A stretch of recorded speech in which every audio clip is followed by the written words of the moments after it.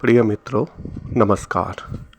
मैं अभिजीत, आप सबका आध्यात्मिक मार्ग का साथी, आप सबका एक बार फिर से कर्म योग आध्यात्मिक परिवार में स्वागत करता हूं। सादर सुस्वागतम। दोस्तों, हम सभी लोग सुख से रहना चाहते हैं, आनंद से रहना चाहते हैं, सुखी होना चाहते हैं, पर ऐसा हो नहीं रहा है। सुखी होने का एक ही मार्ग है और वो है एक अच्छा इंसान होना। अच्छा इंसान होना यानी चेतना के विस्तार से ही ये संभव हो सकता है। तो आइए दोस्तों, अब ये जान लेते हैं कि एक अच्छा या सटीक इंसान होने का क्या मतलब होता है। देखिए, इसे सरल भाषा में समझते हैं। आम अगर मीठा है तो वो ठीक है, या मिर्च अगर तीखा है तो वो अच्छा मिर्च है। ठीक उसी प्रकार से अगर इंसान में इंसानियत है तभी वो एक अच्छा और सटीक इंसान है।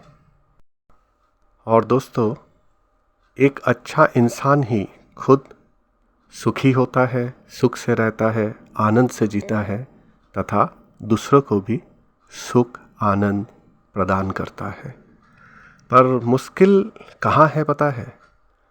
मुश्किल ये है कि इस जगत में जब एक शेर का बच्चा जन्म लेता है तो वो शेर ही होता है। ठीक उसी प्रकार एक बिल्ली का बच्चा जन्म लेता है तो वो बिल्ली ही होता है। इन सब पशुओं को अलग से कोई भी शिक्षा दीक्षा ज्ञान देना नहीं पड़ता है शेर या बिल्ली बनने के लिए, क्योंकि इन सब के अंदर अपना अपना जो प्राकृत गुण है वो जन्मजात ही रहता है। आपने कभी भी नहीं सुना होगा किसी को ये कहते हुए कि इसको एक अच्छा शेर बनाना होगा या इसको एक अच्छा घोड़ा बनाना होगा। परंतु आपने अक्सर ये सुना होगा माता पिता या रिश्तेदारों को ये कहते हुए कि बच्चे को एक अच्छा इंसान बनाना है। ऐसा क्यों कहा जाता है मालूम है आपको?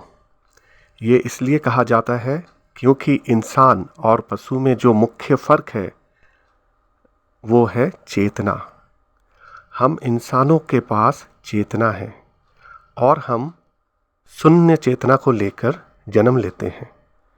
अगर इस चेतना को उचित मार्गदर्शन नहीं मिला तो वे पशु प्रवृत्तियों को ग्रहण करके पशु में रूपांतरित हो सकता है। साथ ही मनुष्य के शरीर धारण करते हुए भी पाशविक कर्म में ही लिप्त रह सकता है।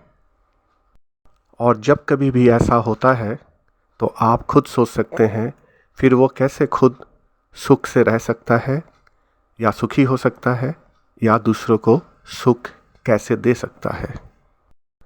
जैसे मिठास आम का प्राकृतिक यानी नेचुरल गुण है, वैसे ही इंसान के मन में दया, त्याग, क्षमा, दान, इंद्रिय संयम, पूजा पाठ, ध्यान, जप, शिक्षा, पवित्रता ऐसी हजारों सद्गुण अगर है तो ही वो एक अच्छा इंसान है और एक अच्छे इंसान की पहचान है। और जैसे जैसे इन गुणों का विकास इंसान के अंदर होता है उसके शरीर में चेतना का भी विकास होता है, चेतना विस्तृत होता है। समाज और जगत का कल्याण भी होता है इसी मनुष्य द्वारा। और इसी से इंसान और पशु में जो फ़र्क है वो दिखाई देता है। जिसका चेतना विस्तृत हो चुका है उसे इस बात का भी ज्ञान हो जाता है कि संसार तो नश्वर है और मिथ्या है, एकमात्र ईश्वर ही सत्य है। ठीक उसी प्रकार अगर इसके विपरीत गुण किसी के चेतना पर हावी हो जाता है तो इंसान के मन में अहंकार, क्रोध, ईर्ष्या, हिंसा, कठोरता जैसी अवगुण घर कर लेता है, जिसके वजह से वो अपना तथा समाज का विनाश ही करता है और अज्ञान के कारण सोचता रहता है कि ये संसार सत्य है जो हमेशा ऐसा ही रहेगा और इस संसार में ऐसा ही मैं राज करूँगा, विराजमान रहूँगा। दोस्तों, हमें ये बात अच्छी तरह से समझना होगा कि आहार, नींद, आत्मरक्षा तथा वंश विस्तार करने का अधिकार या शक्ति पशु को भी भगवान ने दिया है, परंतु ध्यान भजन द्वारा चेतना का विस्तार करने का अधिकार या शक्ति जो है ईश्वर ने सिर्फ और सिर्फ मनुष्यों को ही दी है। तो दोस्तों, अगर आनंद से, सुख से जीवन व्यतीत करना है तो चेतना का विकास करना होगा और चेतना का विकास ही आपको समाज में एक मान प्रतिष्ठा दिला सकता है। और चेतना के विस्तार करने के लिए आपको नियमित रूप से पूजा पाठ, ध्यान आदि करते हुए ये सारी जो गुण पहले मैंने बताया, दया, त्याग, दान करना, क्षमा करना, इंद्रिय संयम करना, ये सारी गुण आपके अंदर उत्पन्न करना होगा। तभी आप कुदरती तरीके से आनंदित होकर, सुखी होकर जीवन व्यतीत कर पाएंगे। आशा करता हूँ दोस्तों, आज की ये जानकारी आप सबको अच्छी लगी होगी। अगर जानकारी अच्छी लगी है तो चैनल को ज़्यादा से ज़्यादा लाइक, शेयर और सब्सक्राइब करें। देखिए, सब्सक्राइब करने पर आपका कोई आर्थिक नुकसान नहीं होता है, लेकिन आपका एक जो लाइक है वो हमारे लिए बहुमूल्य होता है।